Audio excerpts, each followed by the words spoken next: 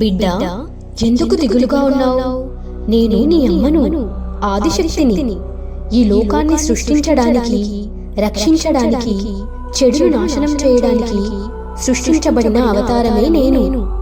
ధైర్యంలో శైలపుత్రిని, ఆత్మ నియంత్రణలో బ్రహ్మచారిని, యుద్ధధ్వనులతో రాక్షసుల్ని సంహరించే చంద్రగండాదేవిని, సూర్యునికే వెలుగునిచ్చే కుష్మాండలిని, సుబ్రహ్మణ్యుడికి కుమారుడిగా కనిపించిన స్కందమాతని, రాక్షస మహిషాసురుడిని సంహరించిన కాత్యాయనిని, బగబగ వెలుగుతూ పుర్రెలు ధరించే భయంకరమైన రూపం, నిప్పులు కక్కే అగ్నిచూపులతో రాక్షసుల్నే కాదు, అంధాకారం, మాయ, చెడు శక్తులు అన్నింటినీ నాశనం చేయగలిగే కాలరాత్రిని, పవిత్ర శాంతి రూపం కలిగిన మహాగౌరిని నేనే.